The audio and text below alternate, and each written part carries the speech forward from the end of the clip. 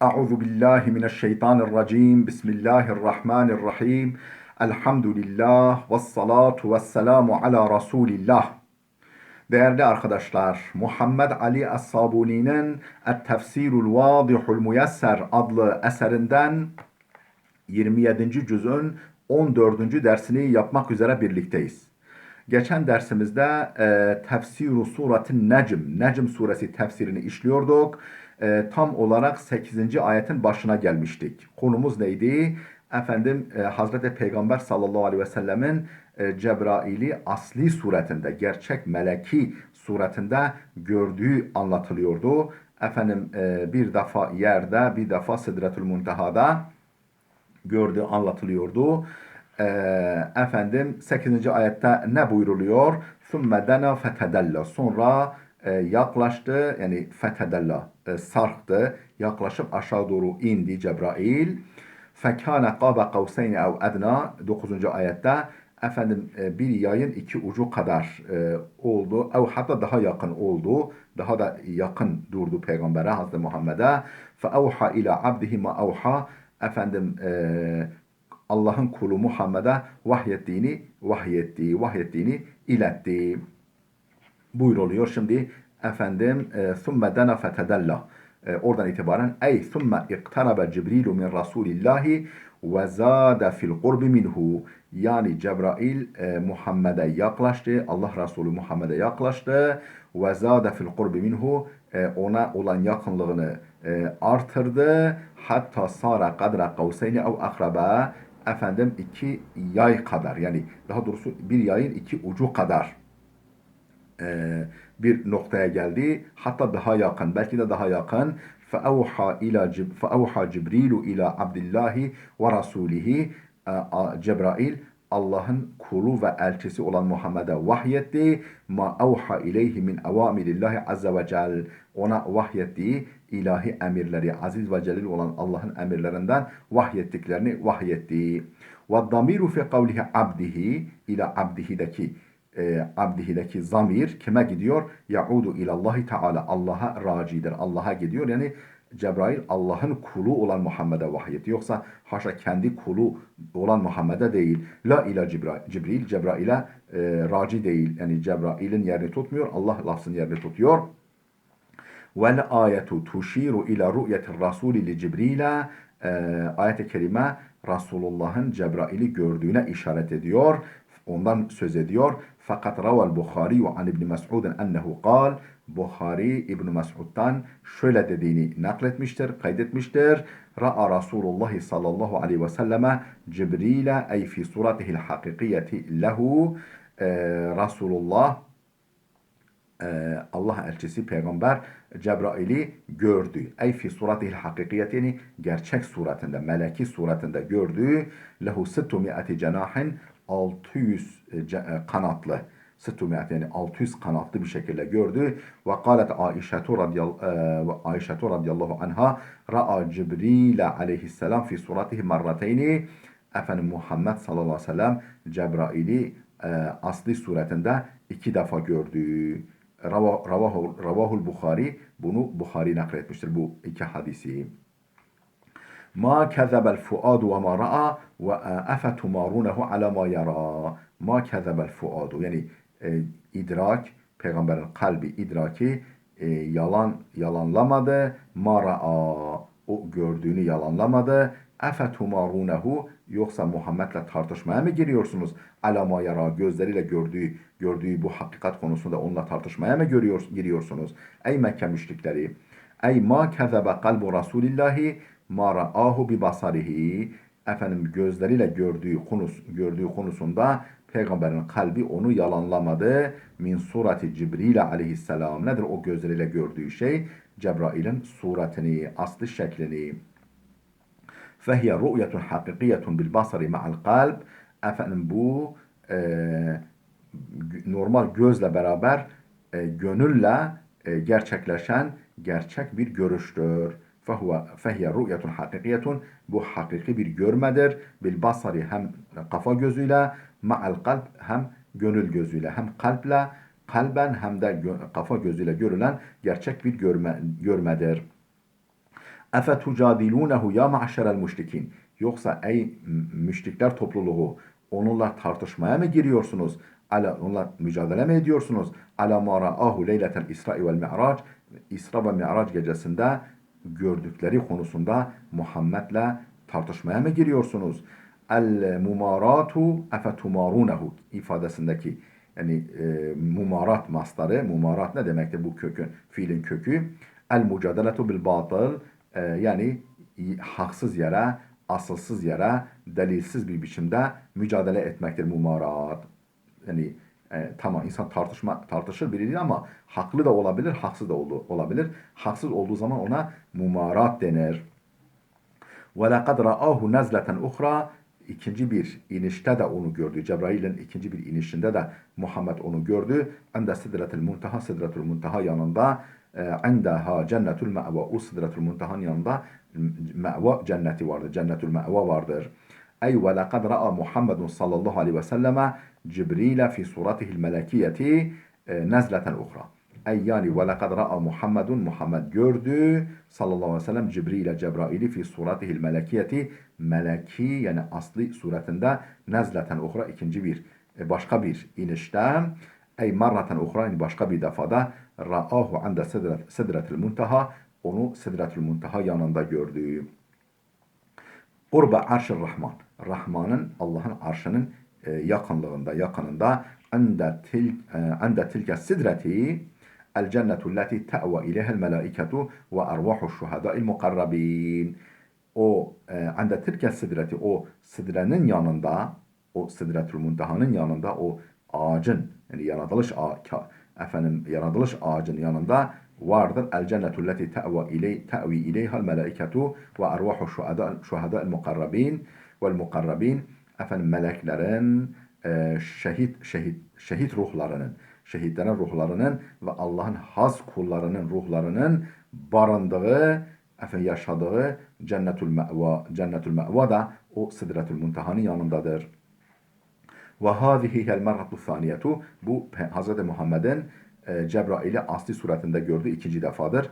Ra'a Cibril'e fil mele'il a'la. Hz. Muhammed'in Cebrail'i mele-i a'lada gördüğü bir suratihil melekiyeti asli meleki suretinde. İz yahşa sidrete ma yahşa. Efendim hani o anda sidreyi yani o şeceretul kevni bürümüştü ma yahşa. Bürümüştü. Yani efendim feyiz bürümüştü. İlahi nur bürümüştü. Onun üzerine melekler böyle kuşlar misali melekler o ağacı kaplamıştı, bürümüştü. Ma zagal basaru ve ma taga. Göz sapmadı ve yanılmadı. Göz ne saptı? Yani direkt gördü ve yanılmadı. لَقَدْ رَأَ مِنْ آيَاتِ رَبِّهِ الْكُبْرَى. Rabbinin o en büyük ayetlerinden bir kısmını gördü. Hazreti Muhammed'in gözü. Ey ra'ahu hine gattaha ve gâşiyaha ma gâşiyaha minel acaibi vel garaib. Ey ra'ahu yani o ağacı gördü. O şeceratul kevn.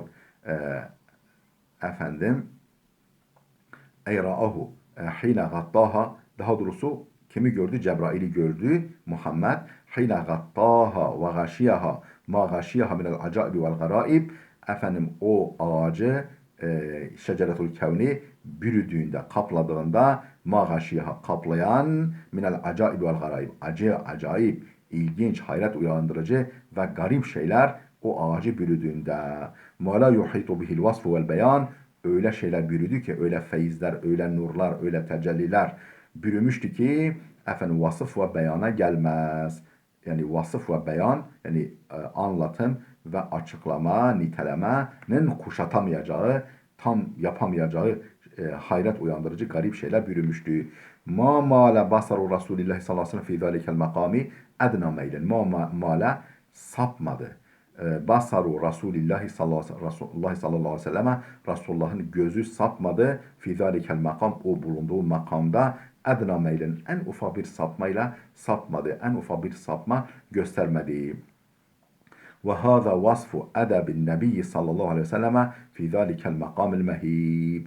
Bu o heybetli, o manevi ağırlığı bulunan konumda, makamdaki Hazreti Peygamber'in efendim edebini anlatıyor. Yani Allah'ın huzurunda Manevi huzurunda Sidretül Muntaha'da gözü başka tarafı görmüyor. Oraya odaklanmış. İzlem yemudde basarahu ila gayri ma atla'ahu Allahu aleyhi, Allah'ın kendisine gösterdiğinden başkasına gözünü kaydırmadı, gözünü saptırmadı, gözünü bakışını uzatmadı. Lem yemudde basarahu, bakışını uzatmadı. İla gayri ma atla'ahu Allahu aleyhi, Allah'ın kendisine gösterdiğini yerden, noktadan başka yere. Vel ayetul kerimetu tuşiru ila ru'yetin nebiyyi leyletel mi'rac li ayatillahil kubra. Bu ayet-i kerime vel ayet-i kerime tuşiru işaret etmektedir. İla ru'yetin nebiyyi, peygamberin gördüğüne, Leyletel Mi'rac, Mi'rac gecesinde gördüğüne işaret etmektedir. Neyi? Li ayatillahil kubra.